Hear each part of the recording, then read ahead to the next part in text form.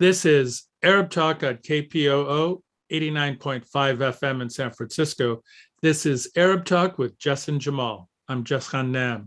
And I'm Jamal Dajani. Jamal, it's great to be back. Arab Talk, we took a little bit of a break and now we're back. And in the time that we were away, tremendous news. Obviously, the Supreme Court has made what some see as cataclysmic decisions on taking away the constitutional right that women have had to have an abortion for over, close to 50 years. The ability to regulate handguns with conceal and carry has been, basically turned back to the state so that you cannot take that away from people, where people are going to be wearing and holstering guns outside their homes now without barely any restrictions. The EPA and our government are no longer constitutionally able to regulate protections for the environment, and the war in Ukraine rages on to the detriment, really, of the Ukrainians, who are losing really a tremendous amount of land as well as people. So a lot going on. But for our show today, Jamal, really our focus is going to be on two main topics today. We're going to be covering the recent advances in the Shireen Abu Akleh murder by the Israeli military. And recently, the Palestinian Authority had decided to share the bullet fragment that murdered Shireen, so that the U.S. government could do their own analysis with the Israeli government, side by side. And the results are pretty staggeringly disturbing and, not to be trusted. But we're going to hear about that, as well as the comments from the Abu Akleh family. And we're going to hear about President Biden's kiss the butt of MBS tour. President Biden is going to be going to Saudi Arabia, as well as other parts of the Arab world and Middle East. But the most important part of the trip is going to be going to Saudi Arabia, begging the Saudis basically to, produce more oil. And in the midst of him calling MBS and Saudi Arabia pariah state, he's going to go and kiss the ring, maybe other parts of MBS's body, in his apology and makeup and kiss tour. So we got a lot to cover today, Jamal.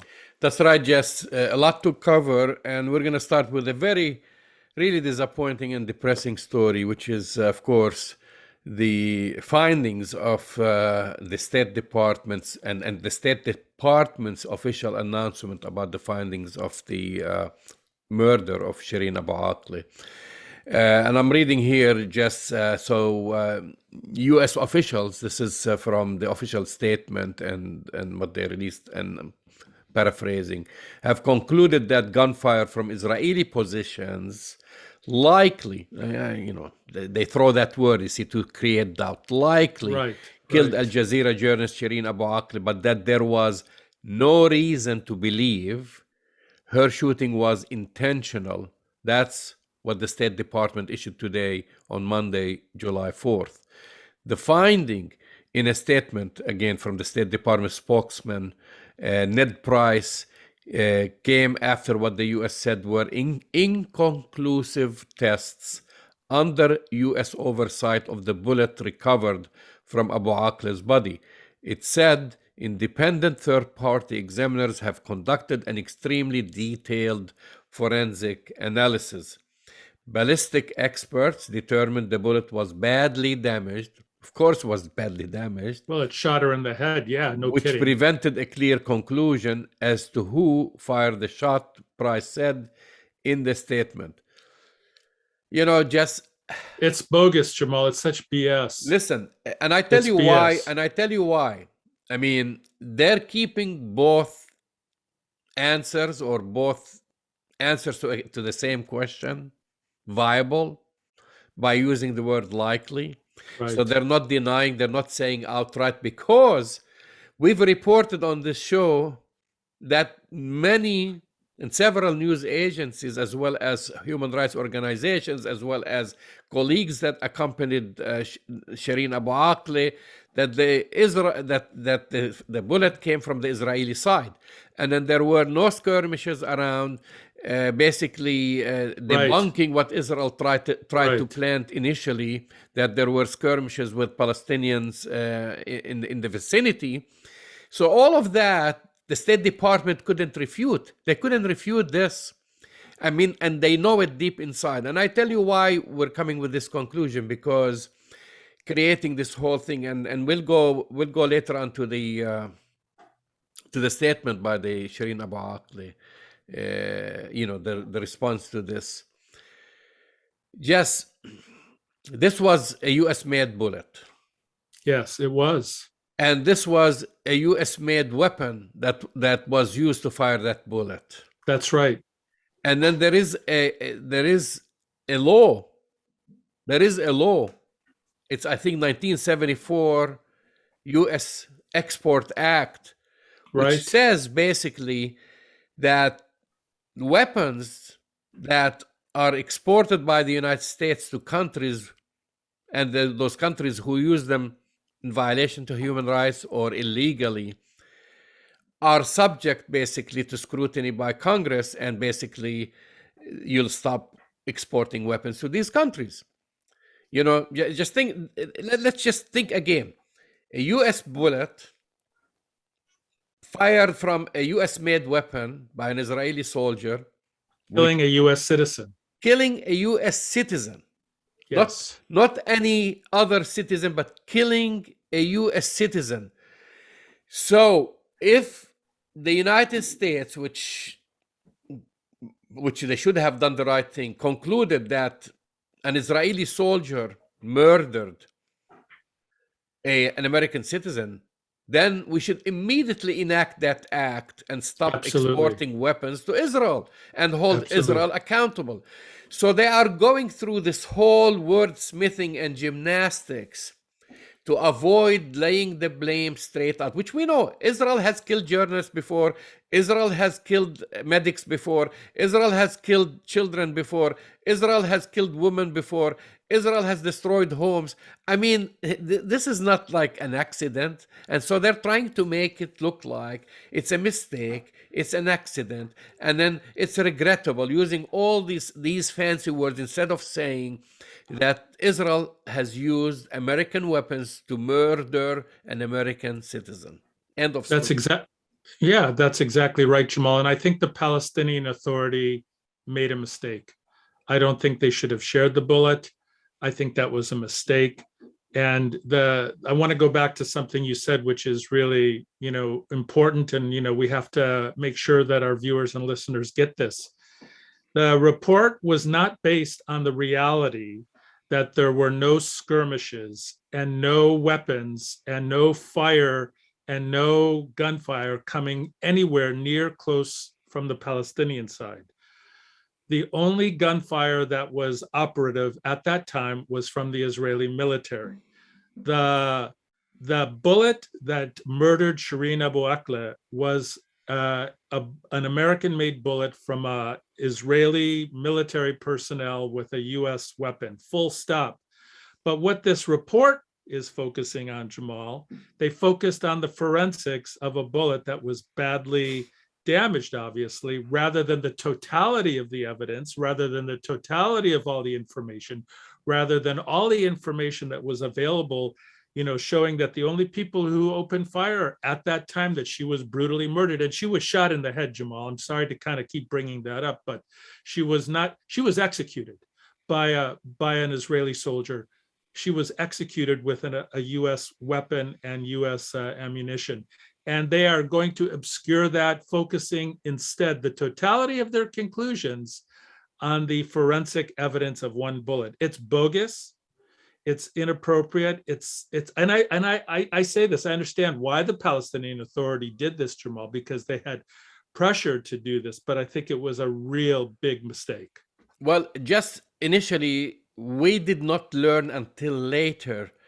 The initial statements that came out from the Palestinian Authority, because I've been monitoring this very carefully. Right. They refused to give the bullet to Israel to examine it to begin with. Of course, as they should. And they said they were going to only release it later on to the United States to bring, their own examiners, etc.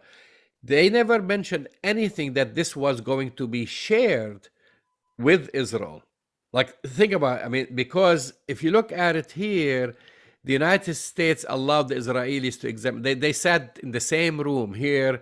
The United States, which is the biggest supporter of Israel in the same room. They're both coming, concocting this conclusion.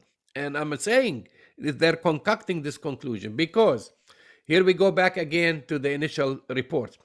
An Associated Press reconstruction of her killing basically agreed and lent support to the accounts by the journalists who were accompanying her and by Palestinian eyewitnesses, including her crew, that she was killed by Israeli forces. So there is no question about that. Subsequent investigation by CNN, the New York Times, and the Washington Post reached similar conclusions. So think about it. The United States is going against the Associated Press, CNN, Of course, New York Times, the Washington Post, of course. and siding with Israel. So they're now casting doubt first. Well, there were skirmishes. Everybody's saying there were no skirmishes. So if there were no skirmishes, what the Israelis saw, if there were no skirmishes, it tells me either she was intentionally targeted, as we all know that she was, or Israeli soldiers just having fun. They're just shooting bullets at people for the fun of it because they weren't under attack. And they happened to shoot not one journalist, two journalists. She was killed, but her colleague was shot in the back and he survived. So which story they want to tell us? There were no skirmishes, and now they're telling you no, because they were in an operation, conducting an operation.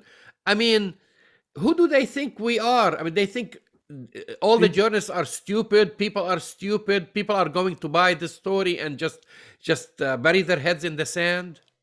Yeah, Jamal, that's a very good point. And I think it's important to realize that, you read that report. And so I have a question for you. Who do you think wrote the report? It was authored by the State Department, but I'll bet you any amount of money that the Israelis wrote the report. So here's what happened. The United States fronted for the Israeli military. They fronted for the apartheid state. They included them in the analysis. And the Israelis wrote this report that the United States put the imprintur of the State Department on this to give it legitimacy. It's insulting. Does it change anything about who murdered Shireen Abu Akleh? And here's the problem, Jamal. Again, Israel gets away with murder. I mean, I keep going over Ned You can read Price's it, but statement. it's an Israeli statement. It's an Israeli really statement. Crazy. And then I don't believe this whole thing also about if this is basically the ballistic experts determined the bullet was badly damaged, which prevented a clear conclusion. You're telling me now every bullet that is fired, I mean, I don't know, maybe I don't know much about forensics, but there are always investigations about crimes, and people get incriminated with a fraction of a bullet, saying that this bullet belonged to that gun. Right. And you're telling me with all this expertise, you cannot tell if this was who's the manufacturer of that bullet or what type of gun that shot that bullet? No, it's a joke, Jamal. Of course they can do it. And this is, I don't know what kind of washing to call this, whitewashing, but it's a complete joke. And here's the thing, Jamal. No one is going to buy this report. Nobody. CNN, New York Times, Washington Post, nobody is going to buy the conclusions. The problem, though, we've already seen that it's been published in the New York Times today. It was this state, it's out there in the ether, the doubt based on the forensic evidence. And I'm sorry to keep making this point. They're making this huge conclusion on inconclusive data. They didn't have all the data as part of their report. And they're going back, using Israeli words. Israel says she was killed during a complex battle with Palestinian militants. Everybody says there was no battle. No battle. And that only a forensic analysis of the bullet would confirm whether it was fired by an Israeli soldier or a Palestinian military. I mean, that's an Israeli statement, Jamal. This is an Israeli statement, and then of course the U.S. Ned Price ends by saying the U.S. found no reason to believe that this was an intentional, but rather the result of tragic circumstances during an IDF-led military operation against factions of Palestinian Islamic Jihad. And this is a quote from Ned Price. So let me ask you, Jamal, why do you think the Palestinian Authority allowed this to happen? Why did they share the bullet? There was no reason to share the bullet. Stupidity. And I say it point blank. And I say it, I mean, in under normal conditions, which number one, and if you have all the faith in the world in the US government conducting an investigation to protect the rights of an American citizen, I would say, yeah, you would want to get the Americans involved in this because she was an American citizen, and I would definitely insist that Israelis would not be involved, and apparently they did not do that.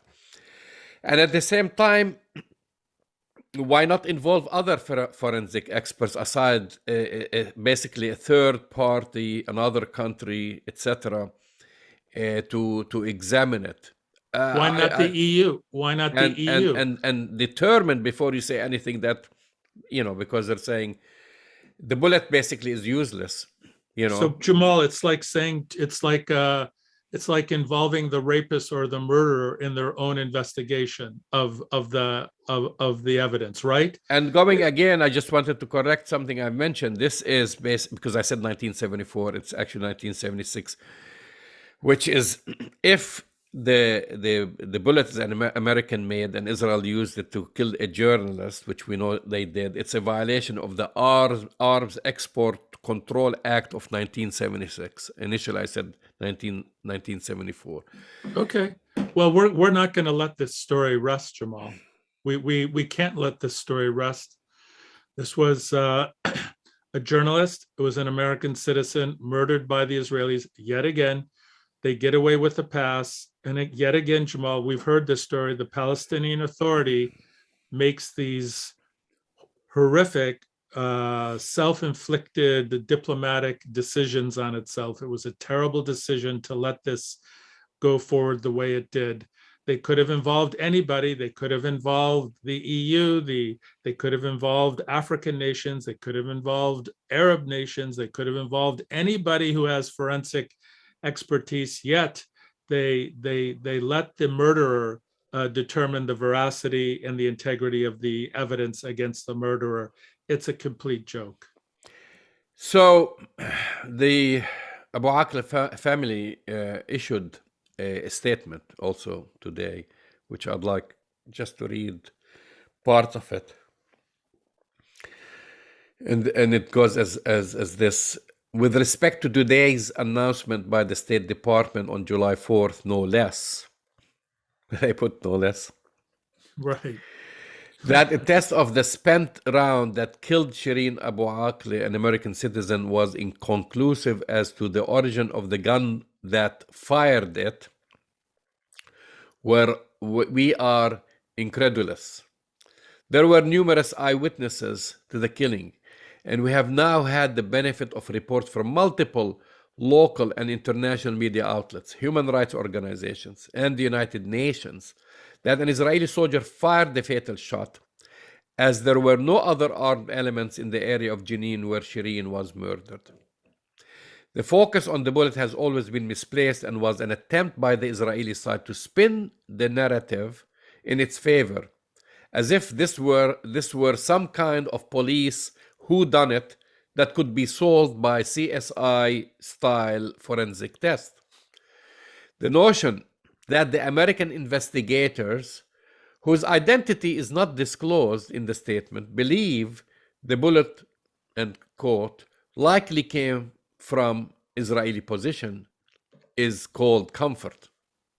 It's like, we say this in light of the addition of a conclusory pronouncement that the killing was not intentional but rather the result of perpetrated Israeli counterterrorism raid gone wrong, which is frankly insulting to Shireen's memory and ignores the history and context of the brutal and violent nature of what is now the longest military occupation in modern history.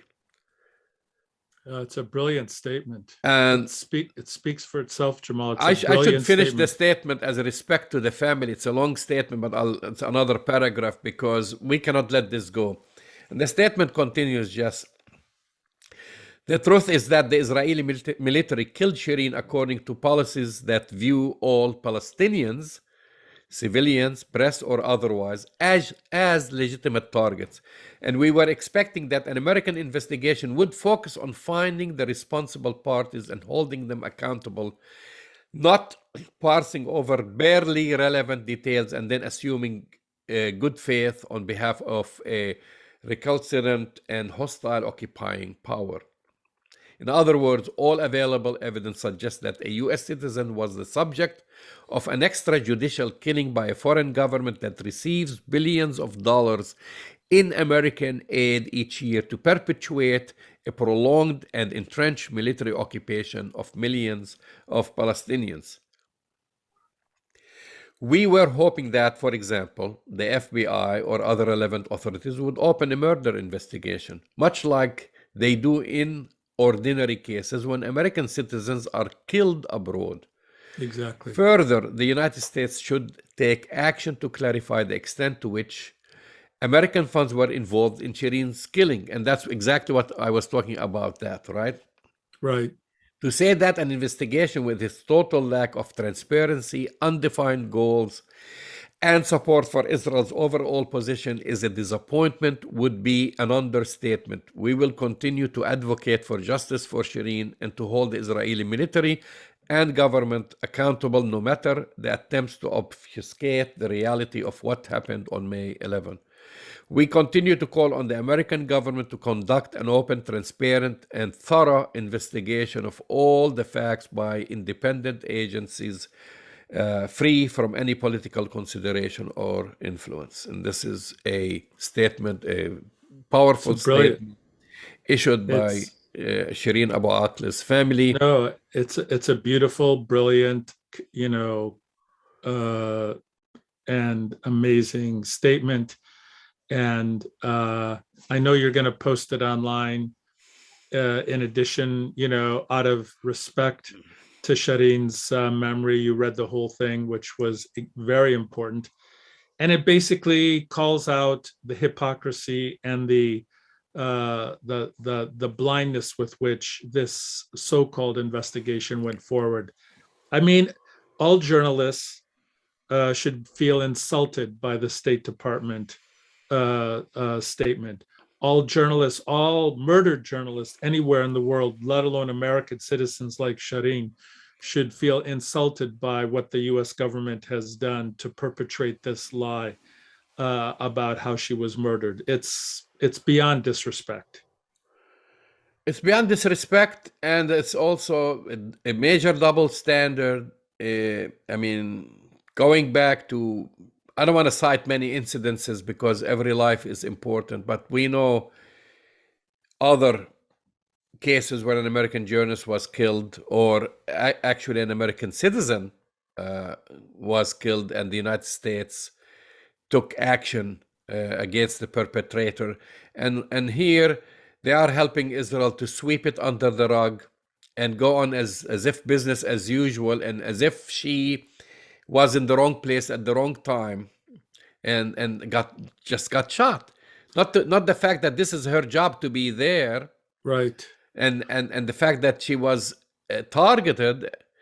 They are taking the whole Israel narrative, because I told you, it's not just because, to me, not because we know that the United States is not 100% on the side of Israel, it's 200% on the side of Israel, but because they're trying to avoid someone, because at least now there is a change in Congress where people will question that. And, we've cited those, like, for example, Congresswoman Betty McCollum and the squad, who usually question U.S. aid to Israel when it is used to target civilian populations in Gaza and target children.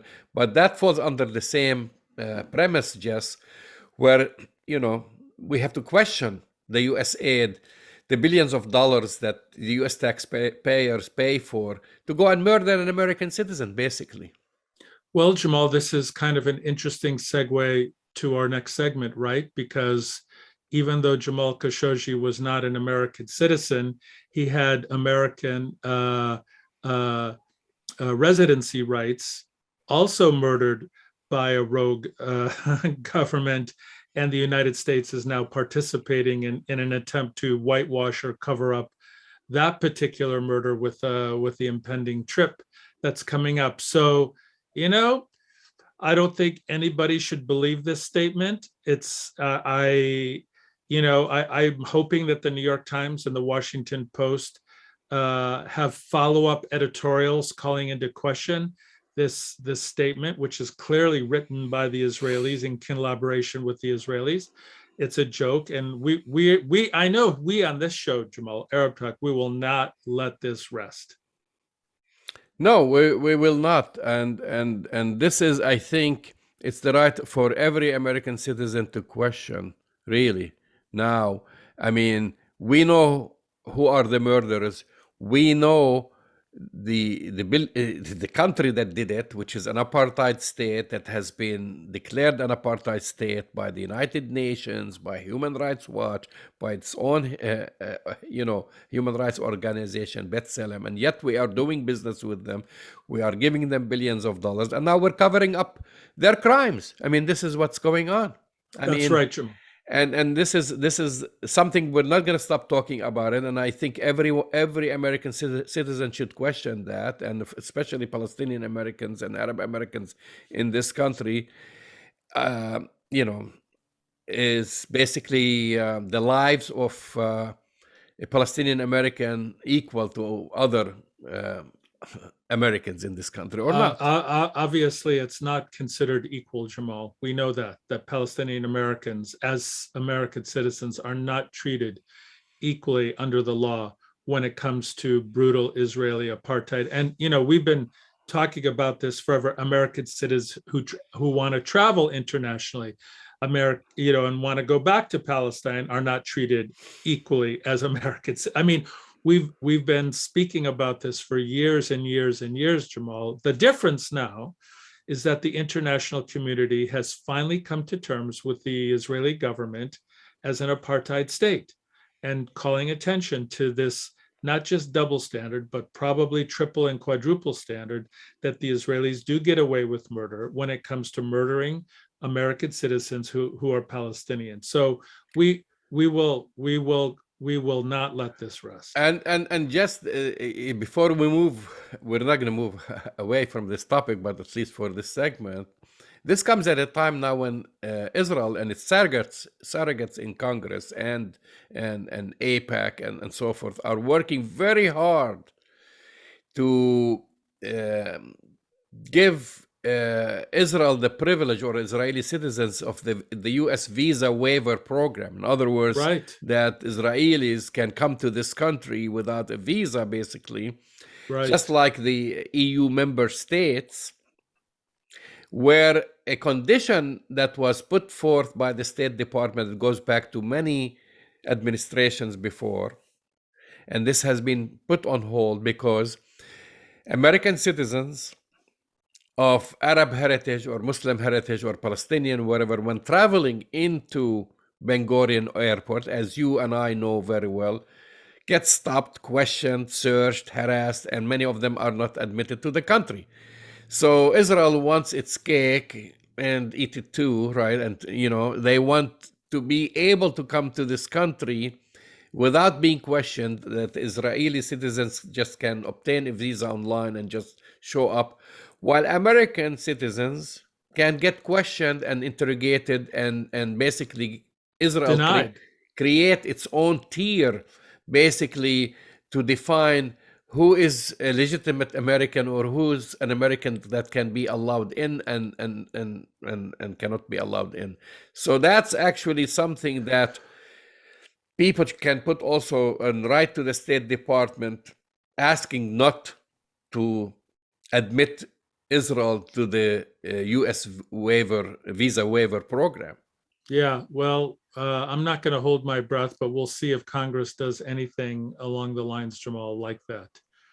Um, as I alluded to before, this brutal murder of Shireen Abu Akleh, this whole thing in terms of the whitewashing of the United States is really related to our next segment. I mean, there's a lot of similarities. In our next segment, we're going to be talking about another brutal regime that murdered one of its citizens, who also happened to be a resident of this country, a journalist, Jamal Khashoggi.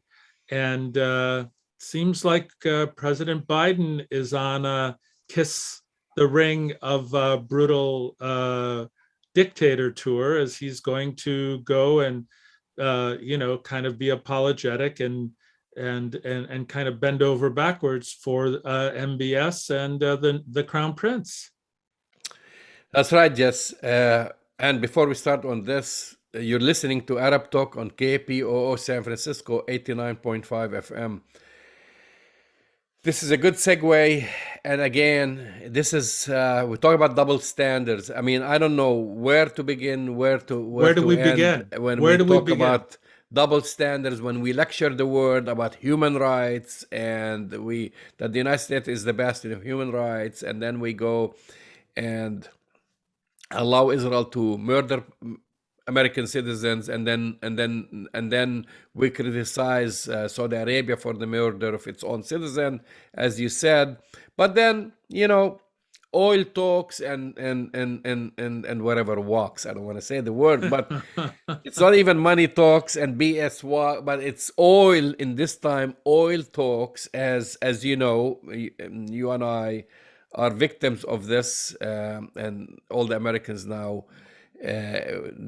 Who within the past less than 3 months have been paying double the price of oil or gasoline at the pump, and President Biden, who called, which I call the medieval kingdom, Saudi Arabia, a pariah state.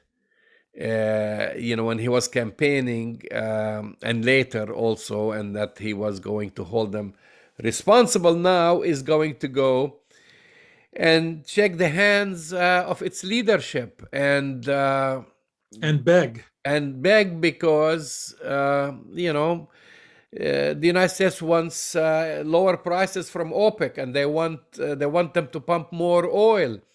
And lower the prices because now his whole political career is in jeopardy. He's not gonna win, even if he did that. But anyway, Americans vote with their pockets or with their wallets. And when he's going to go to the elections and people are paying $7 per gallon at the pump, and inflation is what now? Is like 8%. I lost track of how high is inflation here. He has basically forgone human rights, Jess. Well, I have breaking news for President Biden. MBS is going to squeeze him.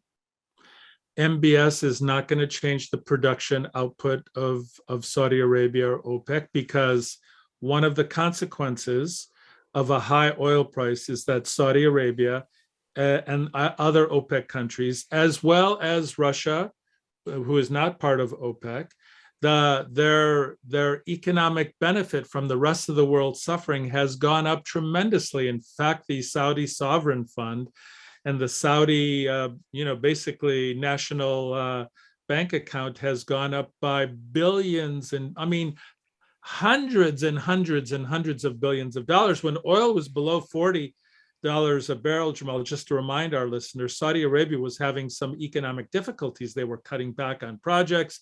They were cutting back on investments. But now it's above $120 a barrel. Saudi Arabia is rolling in money, to the point now where Erdogan, who had criticized, the Saudi regime for the murder of Jamal Khashoggi on Turkish land, and has gone on his own apologetic tour, is now making nice with MBS. and now we have President Biden. He's not going to get anything, Jamal. Let's be clear. The Saudis are going to humiliate Joe Biden. Joe Biden's going to go there. He's going to get some crumbs, but this is a total submission and humiliation of the U.S. president going to the medieval kingdom right now. It's frankly, it's embarrassing. Well, it goes against their interest. Politics aside, this is economics, and for Saudi 101. Arabia, 101. number one, why would they wanna? They're rolling in dough now, and basically it's a problem. And also, let's be clear. The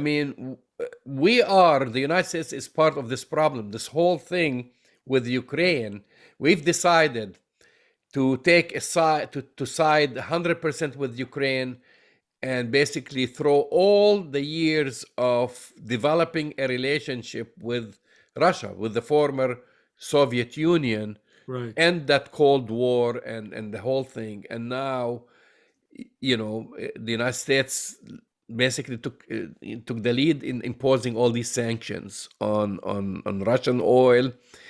And the Europeans are paying more than we are. They are basically suffering more than the Americans, because now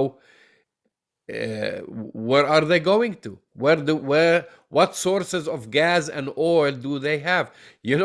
Recently the United States said we should allow more Venezuelan oil into the market and more Iranian. I'm not kidding.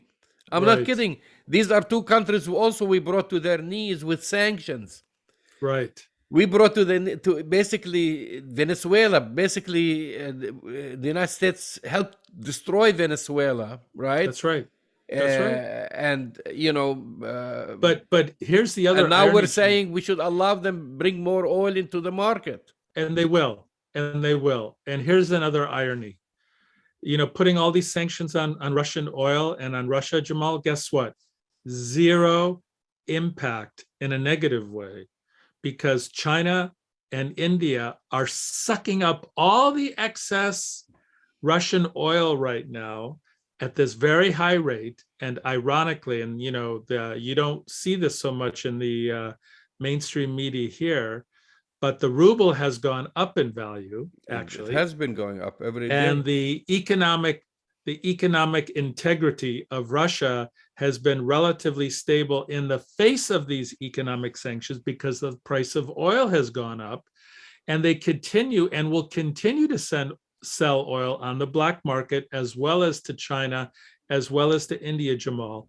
This strategic approach to how they wanted to handle this situation contributed, if not caused, not in its entirety, but really contributed to the economic situation that the United States and the world is right now. That's why I think the Biden trip to Saudi Arabia, frankly, is a huge mistake. I really do. And I think it's a mistake at so many different levels. The other thing also, it just like brings me back to all the promises, not just Biden, but this whole thing at every convention, be it the Democratic Convention or the GOP, all the speeches talking about dependence on oil and applause. We're gonna wean ourselves from the dependence on oil. Well, guess what? We're finding out that all this was all hot air. Every single promise, every single campaign, we're going to just wean ourselves. We're going to be independent from foreign oil, Saudi oil. And now what is he doing? The opposite. That's exactly right, Jamal. He's doing the opposite. It's just also it's not just about admitting the mistake, by the way, which this is something actually has to be all discussed about this whole strategic decisions vis-a-vis Ukraine. And we talked about it on the show. It's not like we support Russia invading the Ukraine. That's a horrible act. But also from a strategic point of view, it's just all the decisions that have been made have been a mistake. They have not been panning out. No, I haven't seen the Russians stopping. I haven't seen the Russians withdrawing.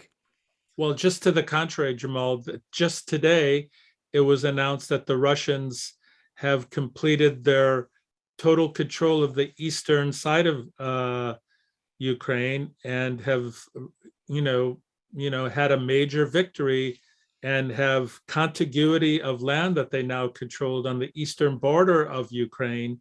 The situation is much worse for Ukrainians.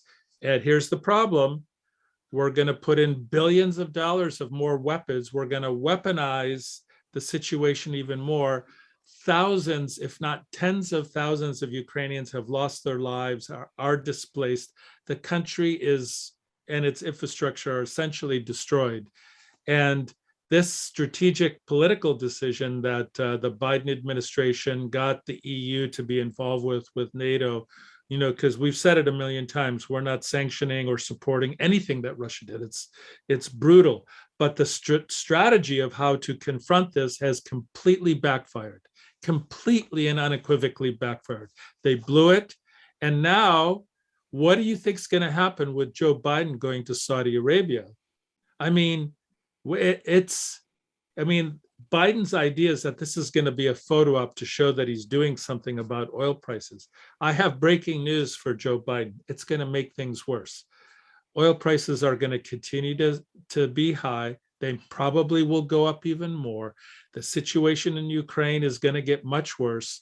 The food crisis, people are not talking about the wheat that comes from Ukraine is now causing a catastrophic food crisis in Africa right now. You have millions of people in sub-Saharan Africa, in South Sudan, who are starving because the World Food Organization doesn't have enough resources from the Ukrainian wheat that they typically have to bring starving, people in Africa enough basic foodstuffs to survive. So I don't know, Jamal. It's mistake after mistake after mistake. The fastest answer, Jess, is to resolve the situation in the Ukraine, to end the war in the Ukraine, not to right. keep encouraging, not to keep adding, basically, it's not going to end unless you have negotiations